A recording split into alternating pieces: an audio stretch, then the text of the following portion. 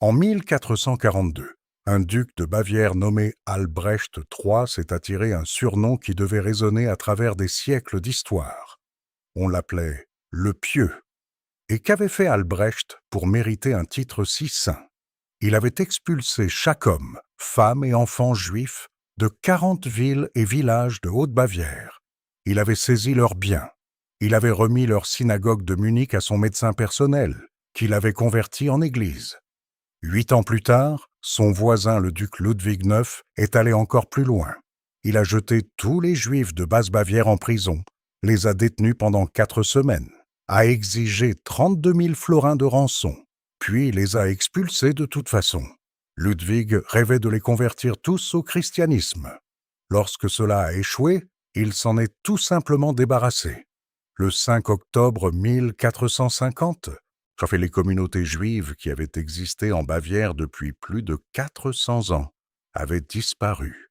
Des familles entières qui avaient vécu à Munich, Landshut, Straubing et dans des dizaines de petites villes se sont retrouvées à quitter des maisons que leurs grands-parents avaient bâties, les synagogues où elles avaient prié, les cimetières où elles avaient enterré des générations de leurs morts. Tout cela était désormais entre des mains chrétiennes. Il faudrait attendre 250 ans avant que les Juifs puissent légalement remettre les pieds en Bavière. Alors pourquoi cela s'est-il produit? Qu'est-ce qui a poussé 2 ducs distincts, gouvernant 2 territoires distincts, à arriver à la même conclusion brutale dans l'intervalle de 8 ans? Était-ce simplement de la haine religieuse? De l'opportunisme économique? Un calcul politique? La véritable réponse implique quelque chose de bien plus compliqué que ne peut le saisir toute explication simple. Elle implique des dettes qui ne pouvaient jamais être remboursées, des pestes qui réclamaient des boucs émissaires, des prédicateurs qui se spécialisaient dans l'art de mettre les foules en frénésie, et un système économique qui avait rendu les prêteurs juifs à la fois indispensables et méprisés. Pour comprendre ce qui s'est passé en Bavière dans les années 1440, nous devons remonter des siècles en arrière. Nous devons comprendre comment les Juifs sont arrivés en Bavière en premier lieu, pourquoi ils ont fini par se retrouver dans le métier de prêt d'argent, et comment une relation qui avait commencé par un bénéfice mutuel s'est aigrie en quelque chose de fatal. C'est une histoire sans héros. C'est une histoire sur la façon dont des gens ordinaires, suivant des incitations ordinaires, peuvent produire une cruauté extraordinaire. La présence juive en Bavière remonte plus loin que la plupart des gens ne le réalisent. La première mention documentée d'une communauté juive dans la région date de l'année 906, lorsqu'une ordonnance à Passau a établi des règlements de péage qui mentionnaient spécifiquement les marchands juifs. Ce n'étaient pas des réfugiés ou des arrivants récents. C'étaient des commerçants établis, déplaçant des marchandises le long des routes anciennes qui reliaient l'Europe centrale à la Hongrie, à la Russie méridionale et au territoire du Nord-Est. Au XIe siècle, des communautés juives avaient pris racine dans les villes bavaroises les plus importantes.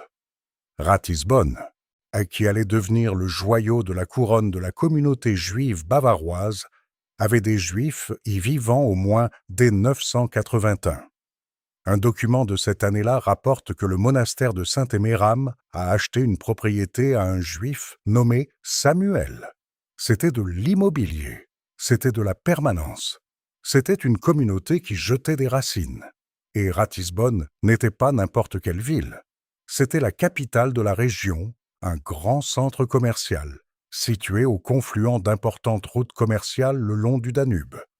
La position de la ville en faisait un lieu idéal pour le commerce, et les marchands juifs y prospéraient aux côtés de leurs homologues chrétiens. Ce qui rend Ratisbonne particulièrement significative, c'est ce qu'elle allait finir par devenir. Au XIIe siècle, la ville abritait une célèbre académie talmudique et une cour rabbinique d'un tel prestige que des érudits venaient de tout le continent pour y étudier. Le rabbin Ephraïm ben Isaac, mort vers 1175, était considéré comme l'un des plus grands enseignants de la loi juive de sa génération. Ses avis juridiques étaient sollicités par les communautés juives de toute l'Europe germanophone. Encore plus influent était le rabbin Judas ben Samuel Sheh Hassid, Mort en 1217, il a écrit le Sefer Hasidim, un texte fondamental de l'éthique et du mysticisme juif, et a contribué à établir Ratisbonne comme le berceau du hassidisme ashkénaze. Ce n'était pas quelque arrière-pays mineur, c'était l'un des centres intellectuels du judaïsme médiéval, un lieu où la loi religieuse était débattue, en où les traditions mystiques étaient développées et où l'érudition florissait. Les preuves physiques de cette communauté étaient substantielles. Une synagogue a été érigée entre 1210 et 1227, construite dans le vieux style roman sur le site d'un ancien hôpital juif. Elle pouvait accueillir plusieurs centaines de fidèles. Un quartier juif s'est développé autour d'elle avec des bâtiments communautaires, des bains rituels et finalement son propre cimetière. Le ghetto était séparé du reste de la ville par des murs et des portes, mais à l'intérieur de ces murs, un monde juif complet existait. D'autres communautés juives ont suivi des schémas similaires à travers la Bavière. Munich avait des juifs y vivant dès le début du XIIIe siècle. La première référence authentique à un juif à Munich date de 1229. Lorsqu'un homme nommé Abraham de Munichen a servi de témoin à une vente de propriété à Ratisbonne.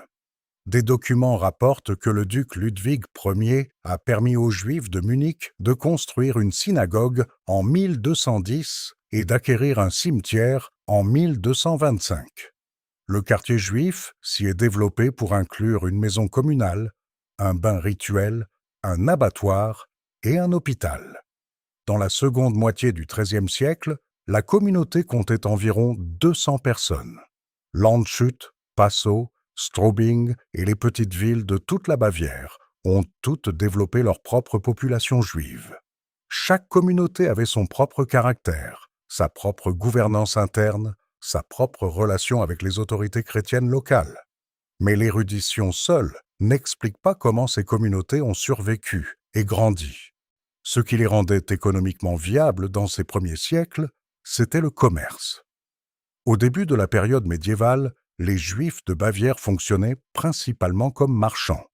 Ils avaient des connexions avec d'autres communautés juives à travers l'Europe et la Méditerranée, des réseaux qui avaient été construits sur des générations.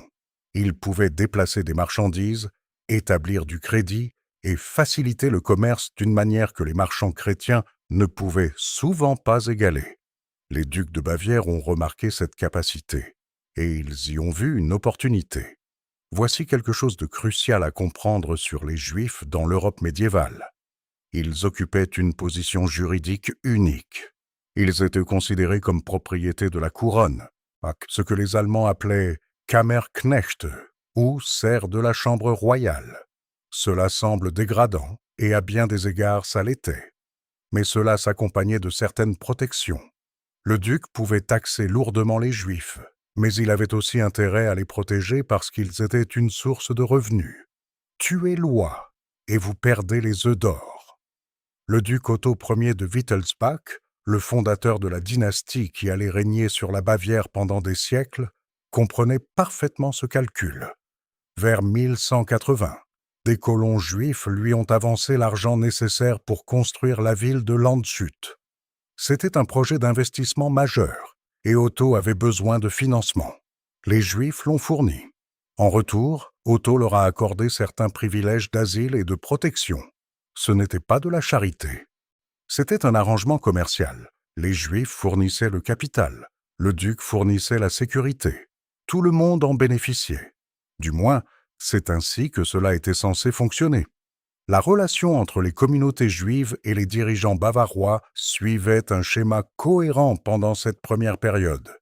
Les dirigeants accordaient des chartes précisant ce que les Juifs pouvaient et ne pouvaient pas faire, quelles taxes ils paieraient, quelle protection ils recevraient. Ces chartes étaient des propriétés précieuses en elles-mêmes, et les Juifs payaient des sommes considérables pour les faire renouveler lorsque de nouveaux dirigeants arrivaient au pouvoir. Ludwig Ier de Bavière, par exemple, a accordé aux Juifs de Munich en 1230 le droit d'élire leur propre juge des Juifs, qui s'occuperait des affaires internes de la communauté. Le duc Frédéric de Bavière a publié un décret en 1375 spécifiant que les Juifs de Munich et d'autres parties de Haute-Bavière ne paieraient pas de péage plus élevé que les chrétiens. Ce n'étaient pas des actes de générosité, c'étaient des arrangements contractuels, des contreparties. Les Juifs obtenaient un statut juridique. Les ducs obtenaient de l'argent et des sujets économiques utiles. Au XIIIe siècle, quelque chose a commencé à changer. L'Église avait longtemps été mal à l'aise avec le concept de prêter de l'argent contre intérêt. Facturer des intérêts, ce qu'ils appelaient l'usure, était considéré comme un péché. Le Troisième Concile du Latran de 1179 avait menacé d'excommunication tout chrétien qui la pratiquait. Des conciles ultérieurs ont renforcé et étendu ces interdictions. Mais voici le problème fondamental auquel la société médiévale était confrontée. Les économies avaient besoin de crédit. Les agriculteurs devaient emprunter sur les récoltes futures lorsque leurs réserves s'épuisaient en hiver. Les nobles devaient financer des guerres, payer des rançons ou financer des projets de construction. Les villes avaient besoin de capital pour les murs, les routes et les bâtiments publics. L'Église elle-même avait besoin de prêts pour ses grandes cathédrales et ses entreprises politiques. Quelqu'un devait fournir ces prêts. Et si les chrétiens ne pouvaient pas le faire sans risquer leurs âmes immortelles, alors quelqu'un d'autre devrait intervenir. La loi juive interdisait bien de facturer des intérêts à d'autres juifs. La Torah interdisait explicitement de prendre des intérêts à ton frère, mais elle permettait de prêter à intérêt aux non-juifs. Le raisonnement était complexe, enraciné dans des distinctions entre les membres de la communauté de l'Alliance et ceux qui en étaient extérieurs. Quelle que soit la justification théologique, l'effet pratique était clair. Les Juifs pouvaient légalement faire quelque chose que les chrétiens ne pouvaient pas. Cela a créé une niche économique. Au fil du temps, de plus en plus de Juifs en Bavière et à travers l'Europe germanophone se sont lancés dans le commerce du prêt d'argent. La transition n'a pas été instantanée et elle n'a pas été universelle. Les Juifs ont continué à s'engager dans le commerce, l'artisanat et d'autres occupations là où ils étaient autorisés. Mais au XIIIe siècle, le prêt d'argent était devenu l'activité économique principale pour les communautés juives dans de nombreuses parties de la Bavière. Soyons clairs sur ce que cela signifiait dans la pratique. Les prêteurs juifs remplissaient une fonction économique vitale.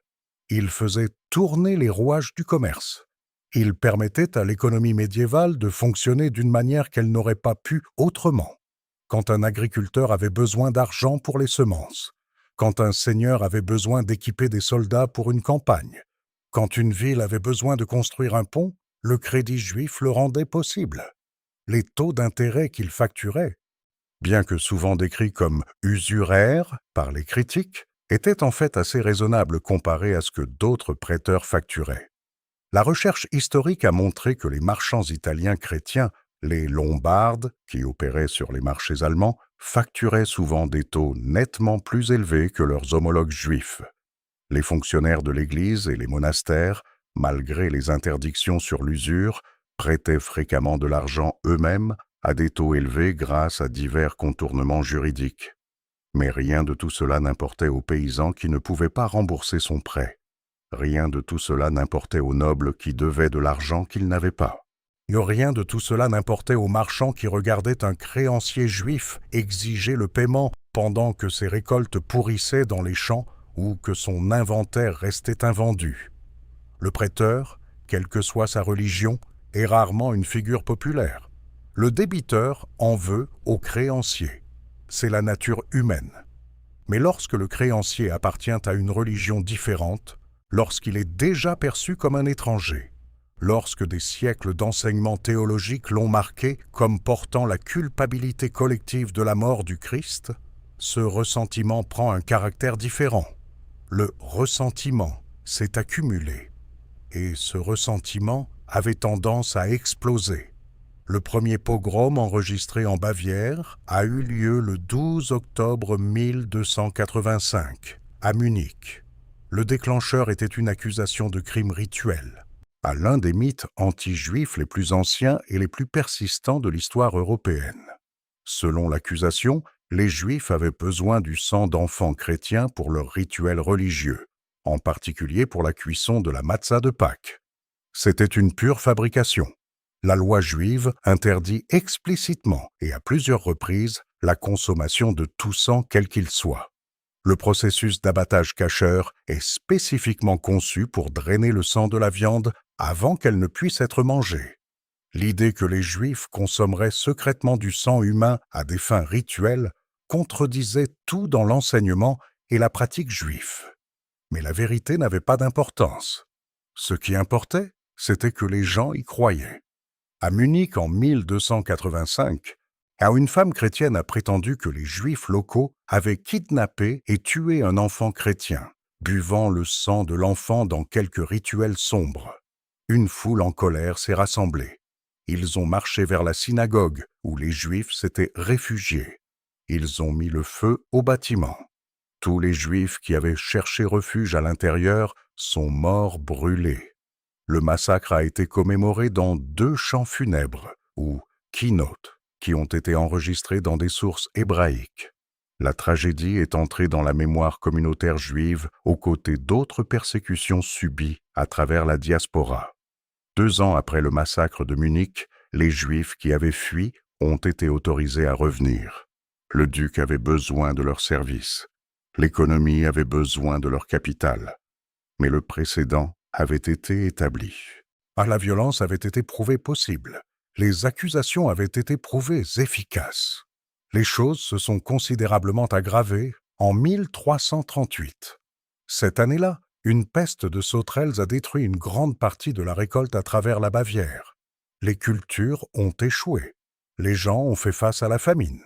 Les prix ont augmenté. Les dettes sont arrivées à échéance. Et dans la ville de Deggendorf, les citoyens chrétiens devaient des sommes considérables aux prêteurs juifs locaux. Ce qui s'est passé ensuite était un massacre principalement motivé par des raisons économiques, bien qu'il serait plus tard habillé de vêtements religieux. Le 30 septembre 1338, des chevaliers montés sont entrés dans le quartier juif de Deggendorf. Ils ont tué environ 50 personnes, toute la population juive de la ville, et ont pillé leurs biens. La violence s'est propagée rapidement. Au cours des semaines suivantes, des Juifs ont été assassinés dans au moins 20 autres villes bavaroises. Ce n'était pas de la rage spontanée, c'était de la violence organisée, se déplaçant de ville en ville dans une campagne coordonnée. La réponse des autorités bavaroises était révélatrice. Le duc Henri XIV a accordé un pardon aux citoyens de Deggendorf. Il leur a explicitement accordé le droit de garder tout ce qu'ils avaient volé à leurs victimes. Le duc lui-même a réclamé une part de la propriété confisquée. Mais voici ce qui est vraiment révélateur à propos de Deggendorf. Le massacre concernait l'argent. Il concernait les dettes.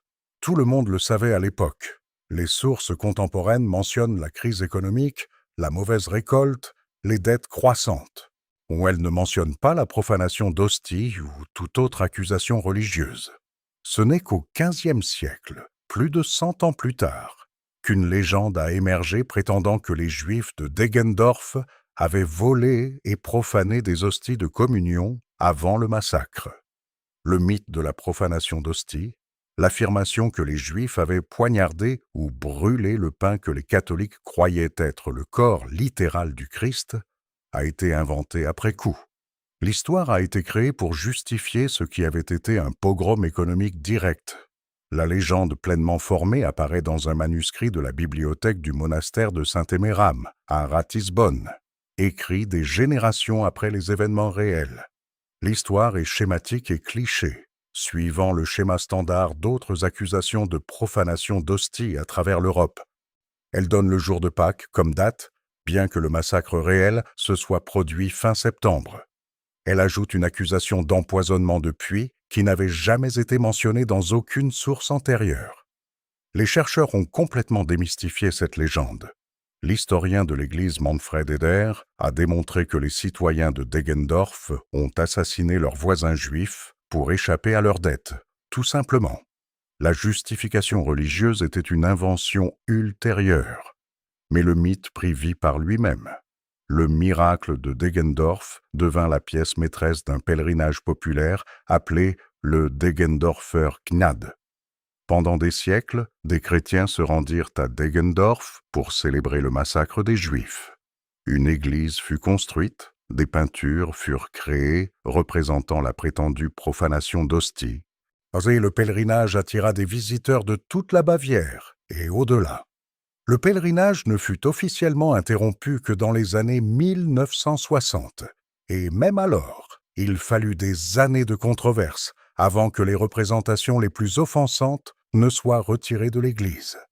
Mais même Deggendorf n'était rien comparé à ce qui se produisit 10 ans plus tard, lorsque la peste noire arriva en Europe.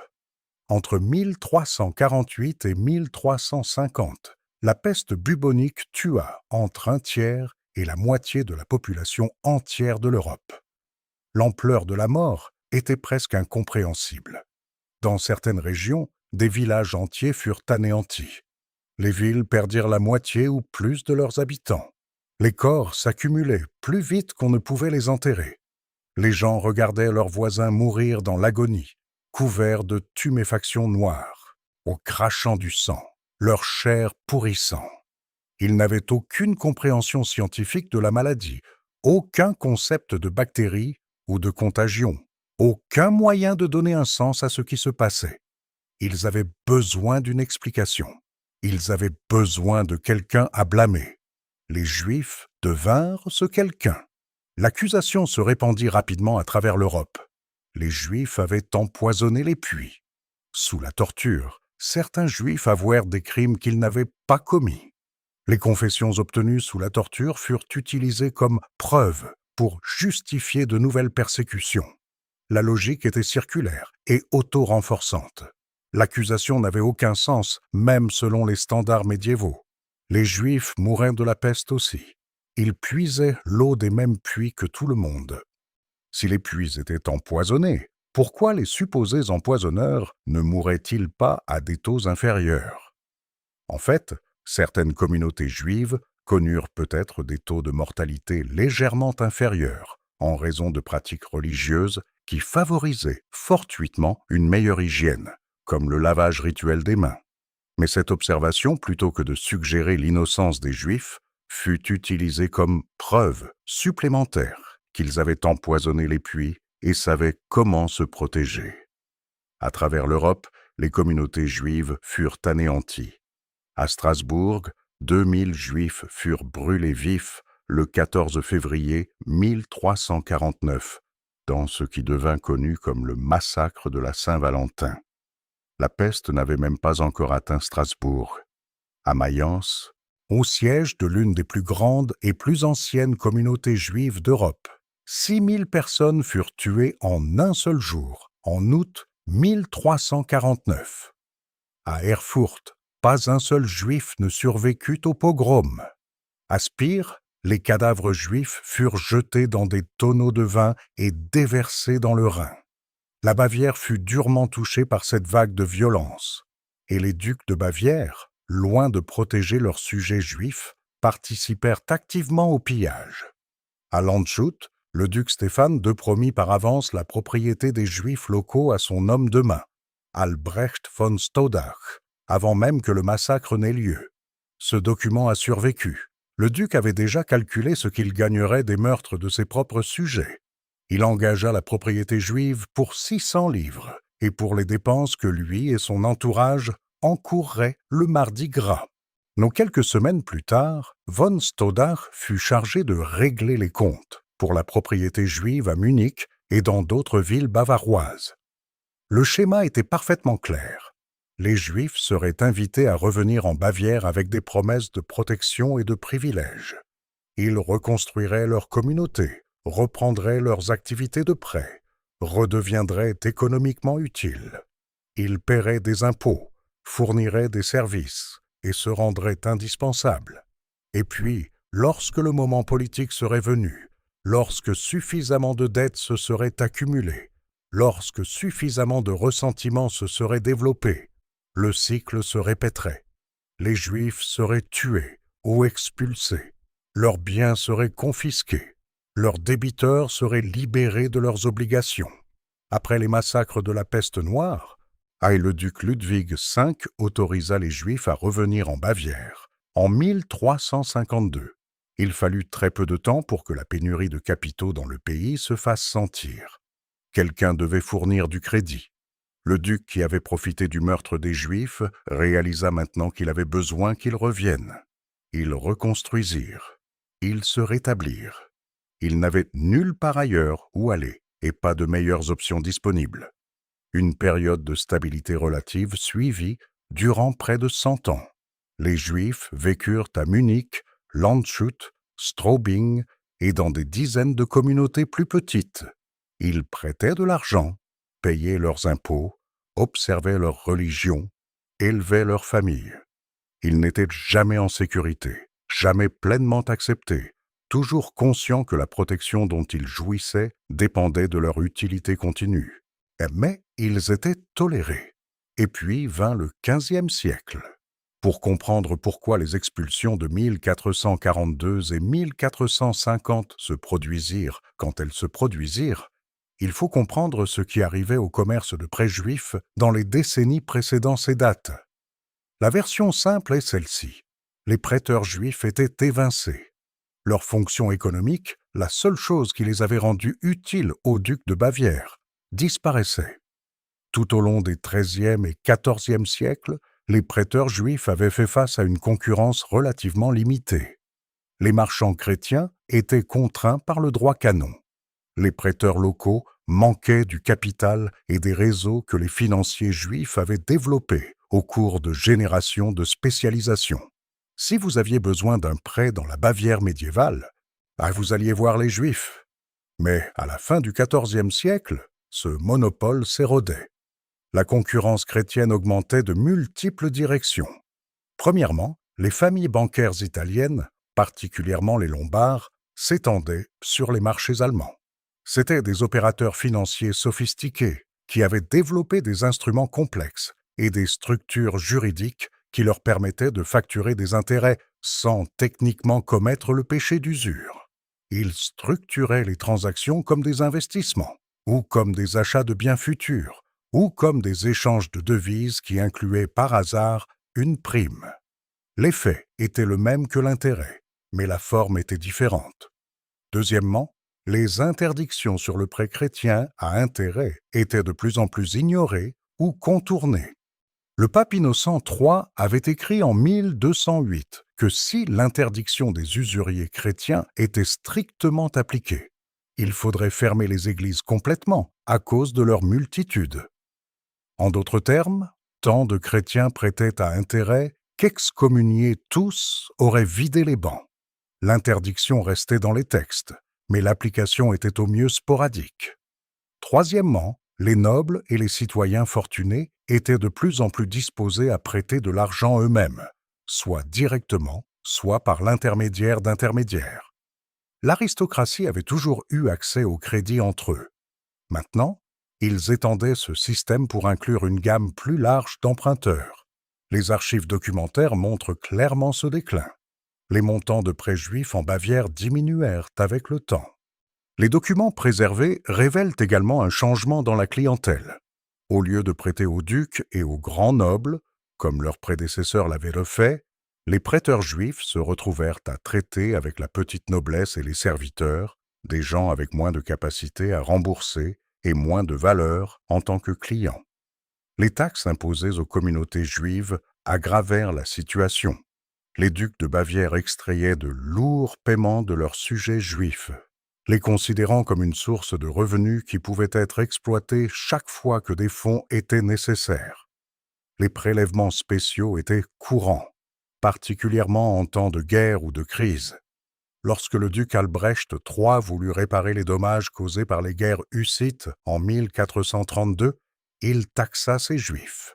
Les guerres hussites avaient dévasté des parties du sud de l'Allemagne, et le duché avait besoin de fonds pour la reconstruction. Mais la capacité financière de la communauté était déjà affaiblie par des décennies de baisse des affaires. Ils ne purent produire que 200 florins, une misère comparée à ce que les générations antérieures avaient contribué. les communautés juives s'appauvrissaient. Elles perdaient leur avantage compétitif sur le marché du crédit. La niche économique qu'elles avaient occupée pendant des siècles se refermait autour d'elles. Et, crucialement, elles perdaient leur valeur pour les ducs qui les protégeaient. Il y a un calcul cynique au cœur de tout ce système. Les dirigeants médiévaux protégeaient les Juifs parce que les Juifs étaient rentables.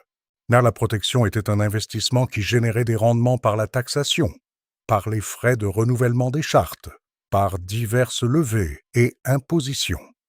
Lorsque ces rendements diminuèrent, l'incitation à fournir une protection diminua également. Un duc regardant ses sujets juifs dans les années 1430 pouvait faire un calcul simple.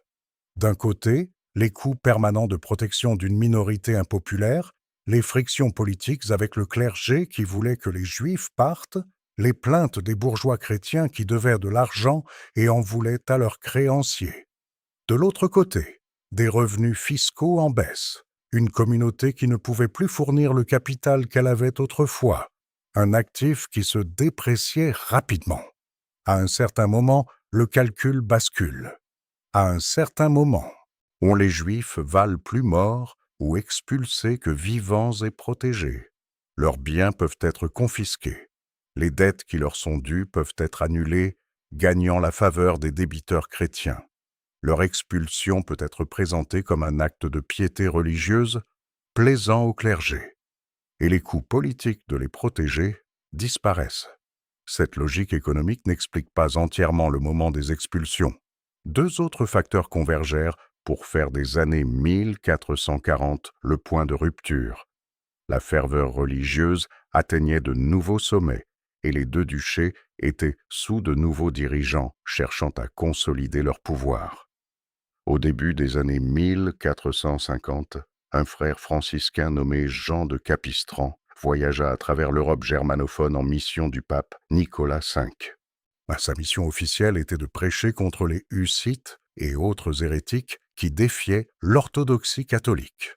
Mais sa mission incluait également ce que le pape appelait « soumettre les Juifs incroyants », conformément aux résolutions adoptées au Concile de Bâle, qui se réunit de 1431 à 1443.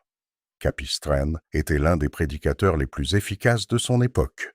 Né en 1386 dans la ville italienne qui lui donna son nom, il s'était formé comme avocat avant de se tourner vers la religion.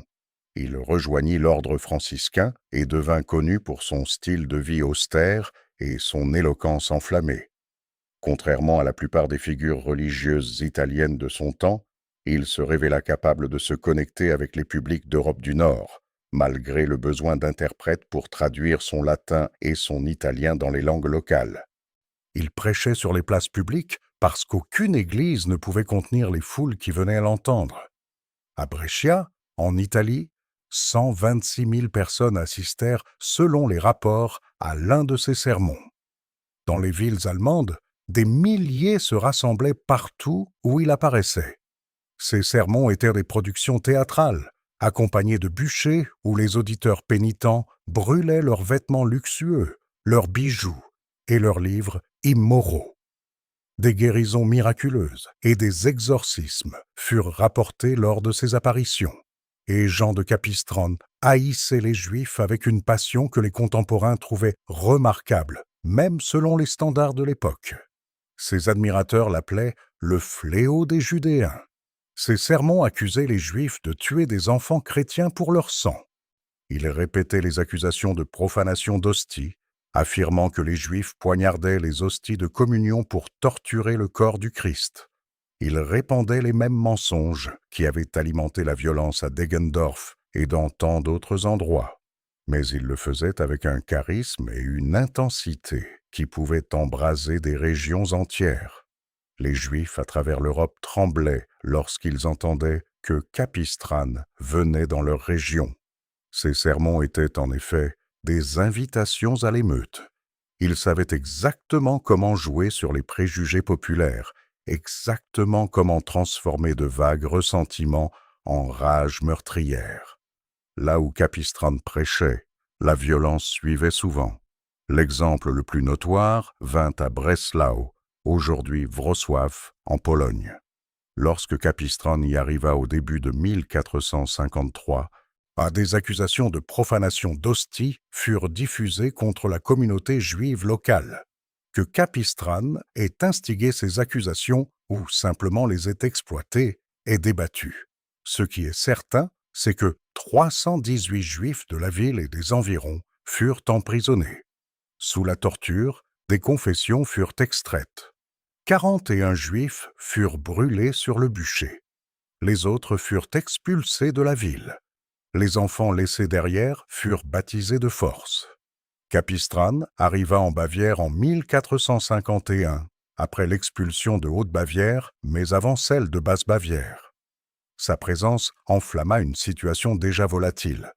La Jewish Encyclopedia note que les ducs bavarois, Louis et Albert, influencés par les agitations de Capistran, chassèrent les Juifs de leur duché.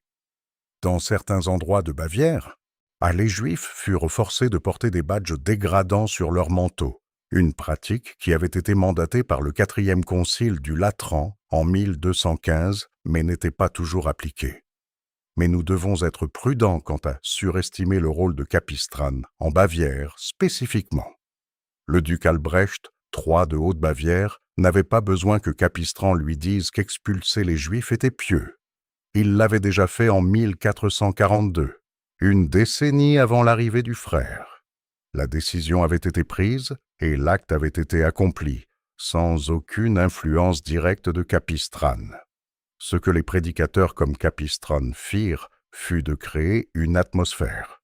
Ils donnèrent une légitimité religieuse et une intensité émotionnelle à des politiques que les dirigeants séculiers avaient déjà envisagées pour leurs propres raisons économiques et politiques.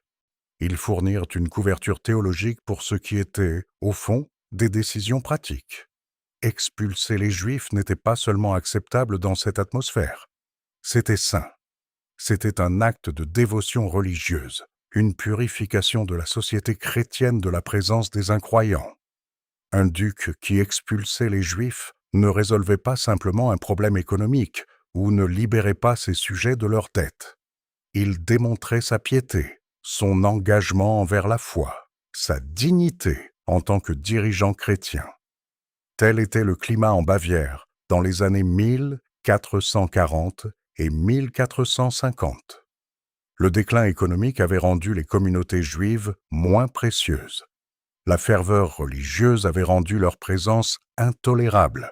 Il ne restait plus qu'au duc d'agir. Le duc Albrecht III arriva au pouvoir en 1438 à la mort de son père, le duc Ernst. Il avait 37 ans, était expérimenté en matière de gouvernance et portait des traumatismes personnels qui avaient façonné son caractère. En 1432, alors qu'il administrait l'ancien duché de Bavière-Straubing au nom de son père, Albrecht avait secrètement épousé Agnès Bernauer, une roturière d'Augsbourg. C'était un mariage d'amour, un défi au devoir dynastique à une époque où les mariages nobles étaient des arrangements politiques. Agnès était décrite comme belle et intelligente, mais elle manquait de la lignée qu'exigeait l'épouse d'un futur duc. Le duc Ernst fut outré. Une roturière ne pouvait être la mère de futurs ducs de Bavière.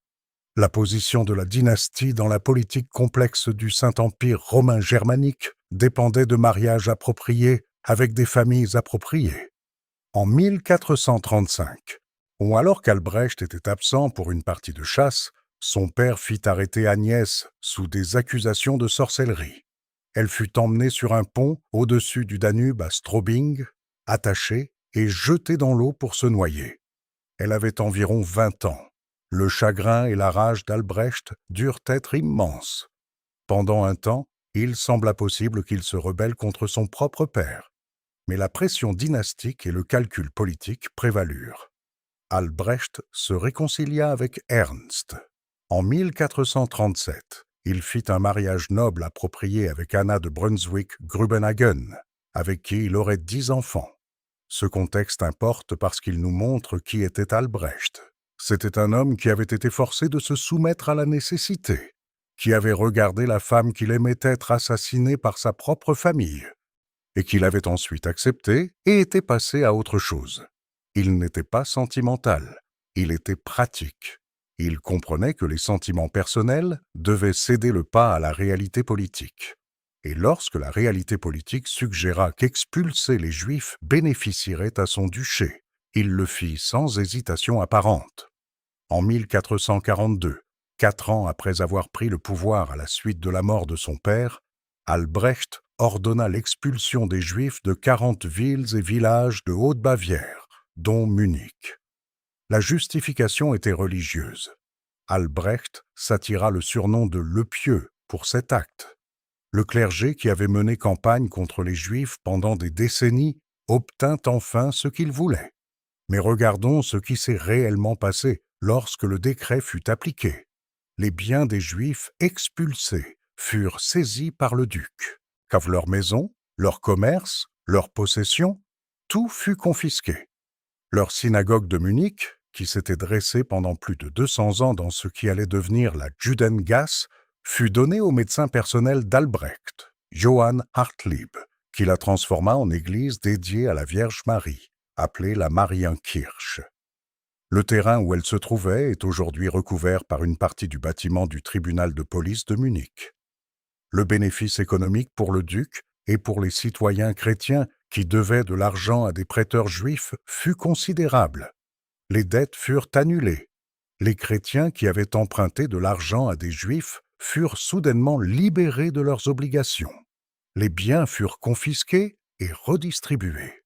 L'expulsion pieuse remplit bien des poches, à commencer par celle du duc lui-même. La plupart des Juifs expulsés de Haute-Bavière s'enfuirent vers le sud en Basse-Bavière, où le duc Henri de Landshut était encore disposé à les accepter. Henri avait la réputation de prendre de l'argent de tous les côtés, d'être pragmatique plutôt qu'idéologique dans ses transactions. Il accueillit les réfugiés juifs et leurs contributions non négligeables.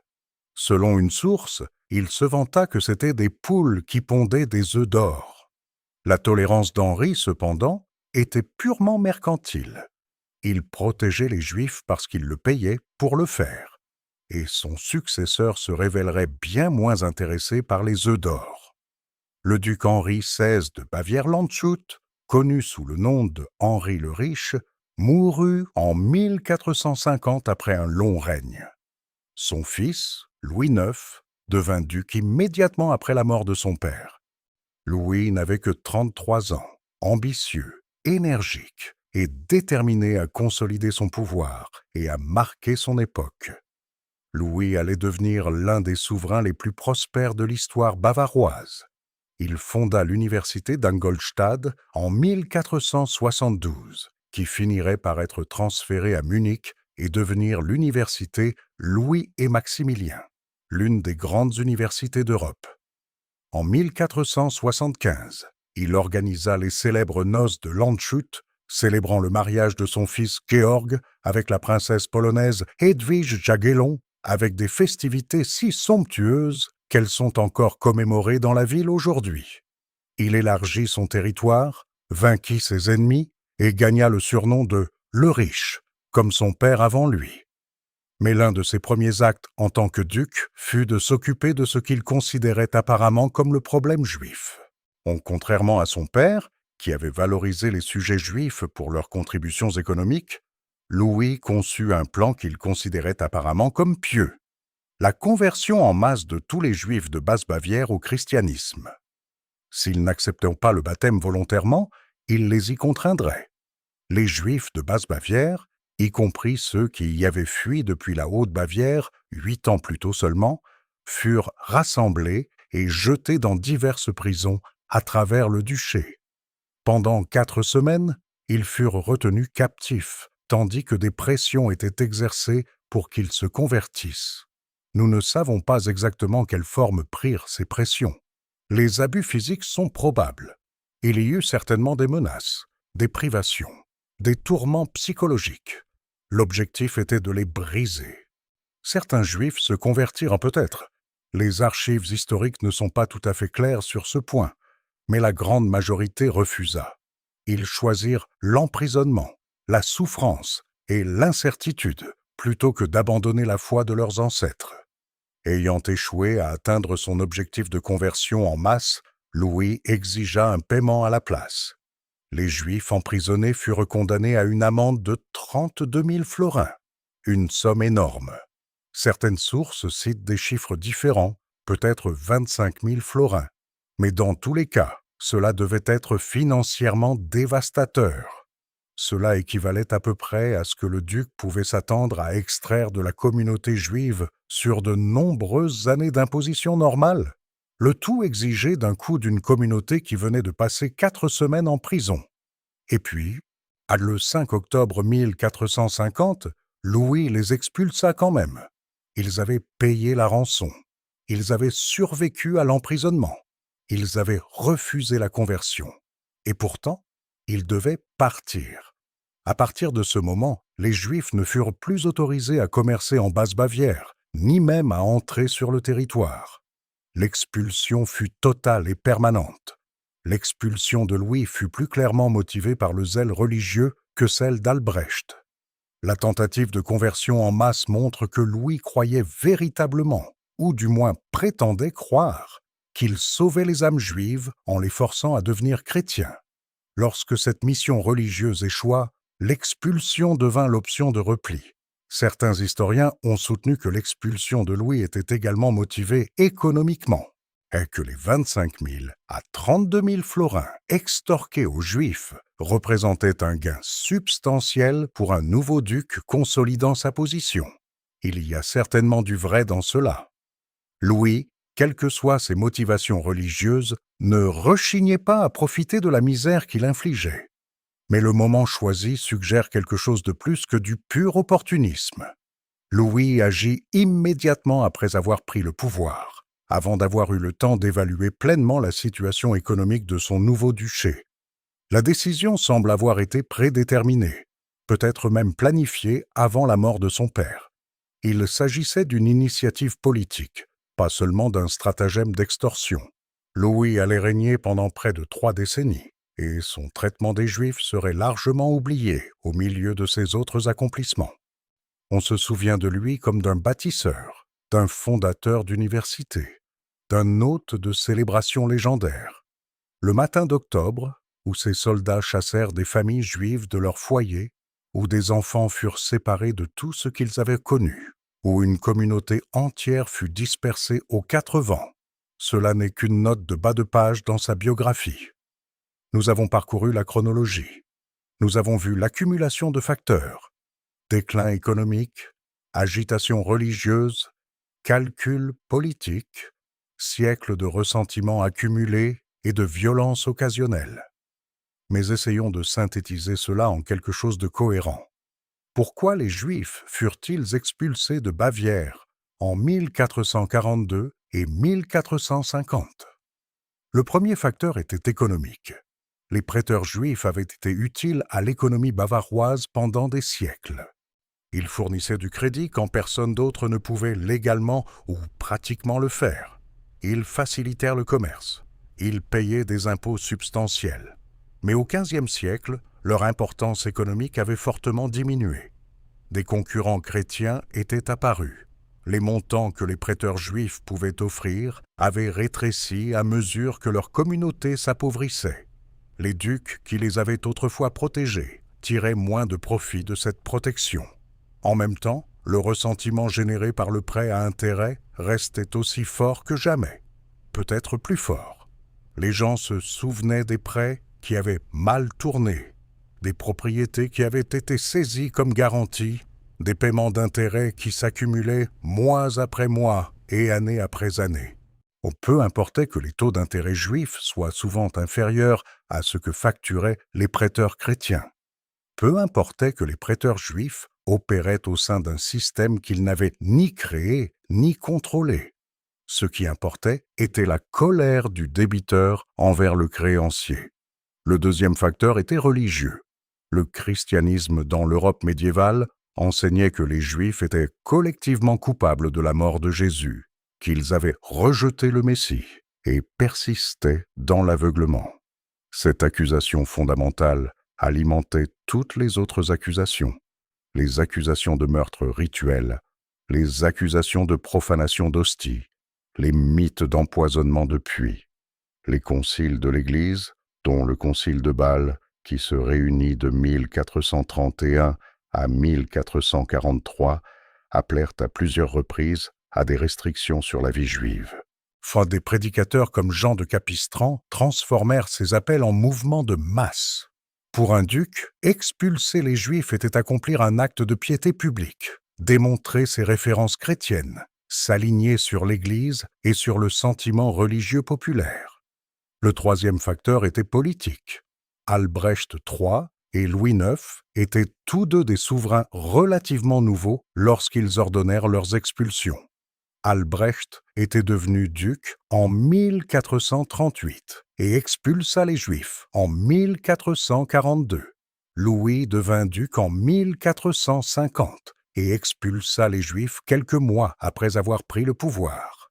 Expulser les Juifs était une façon de consolider l'autorité, de gagner les faveurs du clergé et des bourgeois chrétiens qui devaient de l'argent à des prêteurs juifs, de démontrer force et détermination au début d'un règne. Le quatrième facteur implique de reconnaître le rôle que les activités économiques juives ont joué dans la génération de l'hostilité, qui a conduit à l'expulsion. C'est un territoire inconfortable, car cela peut sembler blâmer les victimes. Mais c'est nécessaire pour une compréhension complète. Les prêteurs juifs opéraient dans le cadre de contraintes sévères qui leur étaient imposées par la société chrétienne. Ils ne pouvaient pas posséder de terres dans la plupart des endroits. Ils ne pouvaient pas rejoindre les guildes ni exercer la plupart des métiers. Ils étaient exclus de l'agriculture, de la plupart des artisanats, des professions. Le prêt à intérêt était l'une des rares occupations qui leur était ouverte. Mais au sein de cette occupation, la dynamique normale de la dette et du crédit opérait. Certains prêteurs juifs étaient sans aucun doute durs dans leur pratique. Certains exigeaient le paiement quand les emprunteurs ne pouvaient vraiment pas payer. Certains saisissaient la garantie. Certains facturaient des taux d'intérêt qui, bien que légaux et souvent inférieurs à ce que facturaient les concurrents chrétiens, semblaient excessifs à leurs débiteurs en difficulté. Rien de cela ne justifiait l'expulsion ou la violence. Rien de cela ne signifiait que les communautés juives méritaient ce qui leur arrivait. Mais cela aide à expliquer pourquoi le ressentiment était si intense, pourquoi les accusations trouvaient un terrain si fertile, pourquoi la haine avait une dimension personnelle si aiguë pour tant de chrétiens. Le système était conçu pour générer du conflit. Or, les chrétiens créèrent un rôle économique qui était simultanément nécessaire et méprisé, puis remplirent ce rôle avec des Juifs. Les Juifs furent placés dans une position où ils deviendraient inévitablement objet de haine, puis ils furent blâmés pour la haine que leur position générait. Tout l'arrangement était un piège, et finalement, le piège se referma. Tous les Juifs bavarois ne furent pas expulsés en 1442 et 1450. Une communauté importante survécut. Ratisbonne. Ratisbonne était différente de Munich ou Landshut sous un aspect crucial. C'était une ville libre d'empire, ce qui signifie qu'elle répondait directement à l'empereur du Saint-Empire romain germanique plutôt qu'au duc de Bavière. Lorsqu'Albrecht III expulsa les Juifs de Haute-Bavière, il n'avait aucune juridiction sur Ratisbonne, quand les Juifs de la ville étaient sujets impériaux, pas les siens. Cette technicité juridique les sauva, au moins temporairement. Mais il y avait aussi un autre facteur, qui éclaire l'économie de la survie juive dans l'Allemagne médiévale. Les citoyens de Ratisbonne avaient investi financièrement dans leur communauté juive. Les revenus des impôts juifs avaient été donnés en gage à de riches citoyens chrétiens, comme garantie pour les prêts qu'ils avaient consentis à la ville. Si les Juifs étaient expulsés, ces citoyens perdraient leur investissement. Ils ne récupéreraient jamais ce qui leur était dû.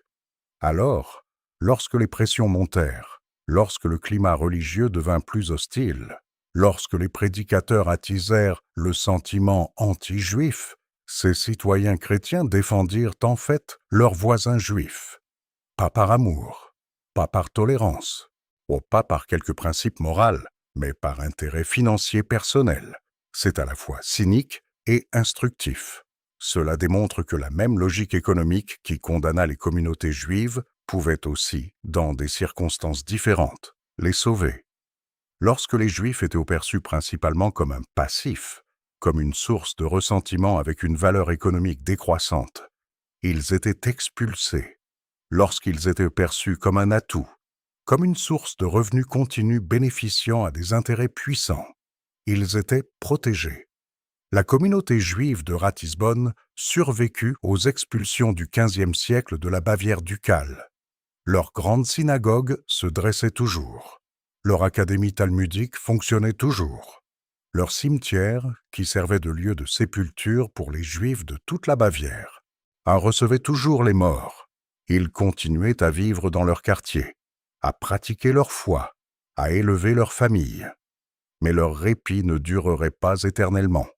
En 1476, les Juifs de Ratisbonne firent face à un procès majeur pour meurtre rituel déclenché par des événements en Italie.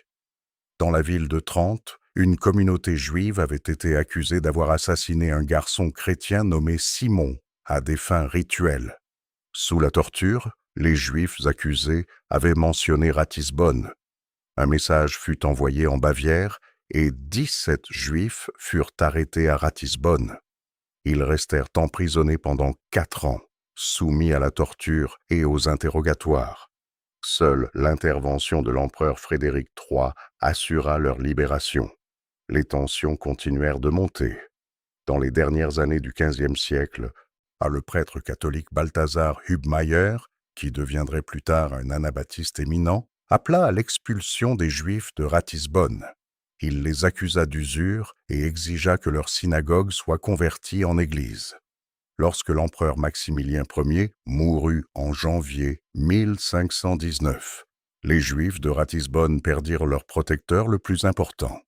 En quelques semaines, le conseil municipal ordonna l'expulsion de toute la communauté juive, environ 800 personnes. Cette fois, il n'y avait personne pour les arrêter. La synagogue fut rasée. Une chapelle fut construite sur le site, qui devint le centre de pèlerinage de masse. Les quelques 4000 pierres tombales du cimetière furent arrachées et utilisées comme matériaux de construction. Les trophées de la victoire contre les Juifs furent fièrement exposés sur des murs à travers la ville. Mais c'est une histoire pour une autre fois. Pour l'instant, le point est que la survie de Ratisbonne jusqu'à la fin du XVe siècle montre que les expulsions bavaroises antérieures n'étaient pas inévitables. C'étaient des choix faits par des souverains spécifiques, pour des raisons spécifiques. Des circonstances différentes pouvaient produire des résultats différents. Des calculs différents pouvaient conduire à des conclusions différentes. La question était toujours, que valaient les Juifs? Lorsque la réponse était « assez », ils survivaient. Lorsque la réponse était « pas assez », ils ne survivaient pas.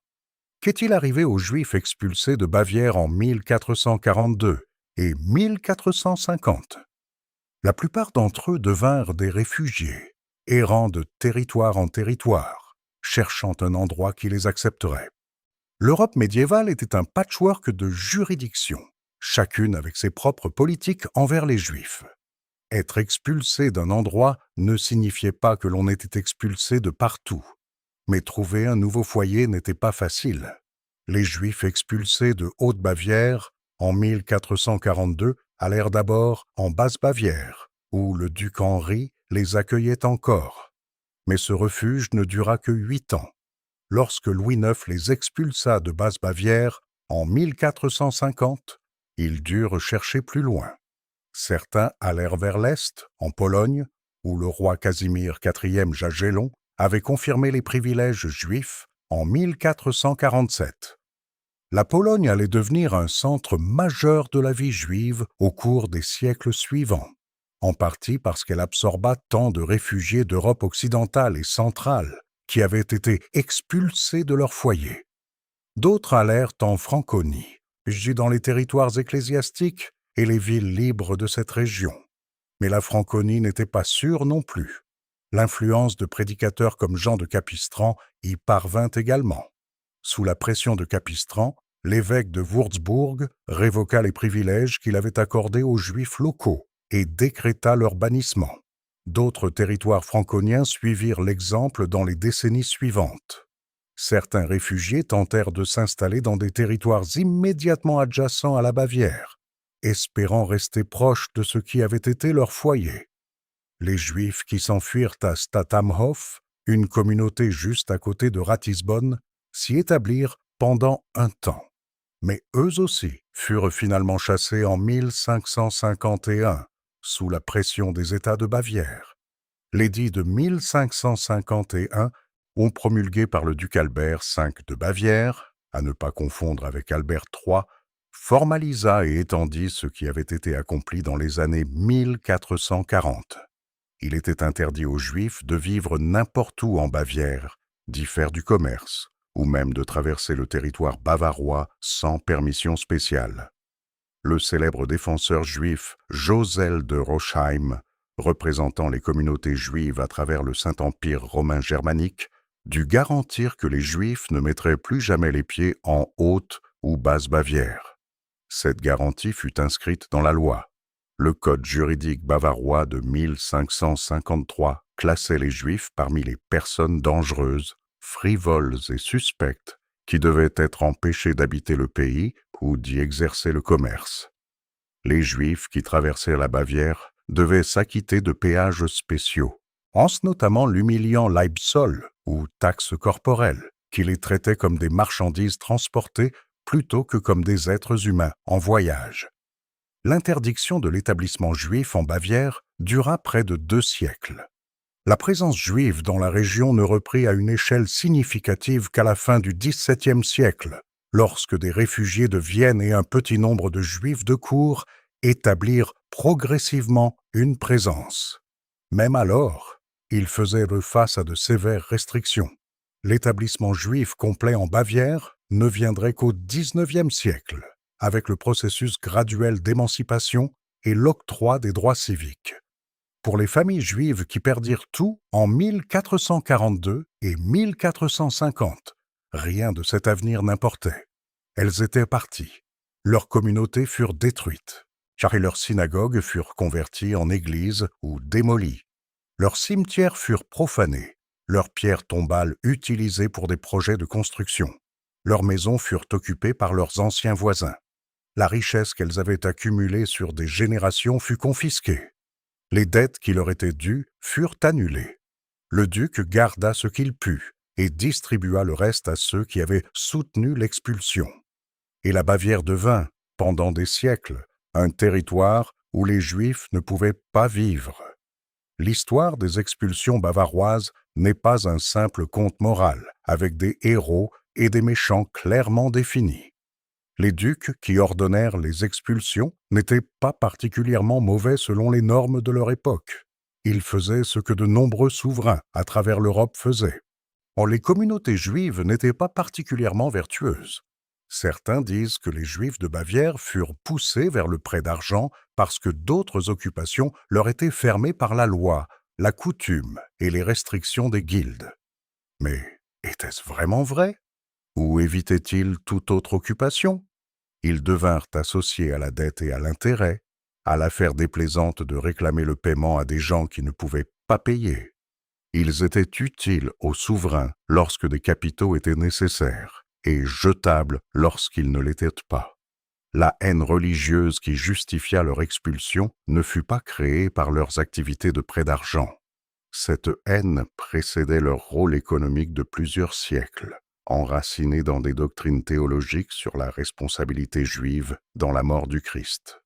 Mais le ressentiment économique généré par le prêt d'argent donna à cette haine une cible concrète et personnelle. Des gens qui auraient pu nourrir de vagues sentiments anti-juifs devinrent activement hostiles lorsqu'ils devaient de l'argent à un créancier juif. Les expulsions de 1442 et 1450 furent le produit de cette combinaison toxique. Le déclin économique rendit les communautés juives moins précieuses à leurs protecteurs au moment même où il rendit les débiteurs chrétiens plus rancuniers envers leurs créanciers juifs. La ferveur religieuse, attisée par les prédicateurs et les conciles, fit paraître l'expulsion non seulement permissible, mais activement sainte. Le calcul politique la rendit avantageuse pour les nouveaux souverains de démontrer leur piété et de gagner la faveur d'intérêts puissants qui devaient bénéficier du départ des Juifs. Le résultat fut la destruction de communautés qui avaient existé pendant des siècles, des familles qui avaient vécu en Bavière pendant des générations, qui avaient construit des synagogues et des écoles et des cimetières, qui avaient développé des traditions et des relations et des racines, se retrouvèrent sur la route avec ce qu'elles pouvaient porter.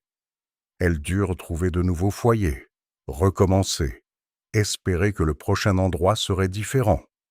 Dans la plupart des cas, ce ne fut pas différent. Le schéma se répéta à travers l'Europe, encore et encore, au cours des siècles suivants.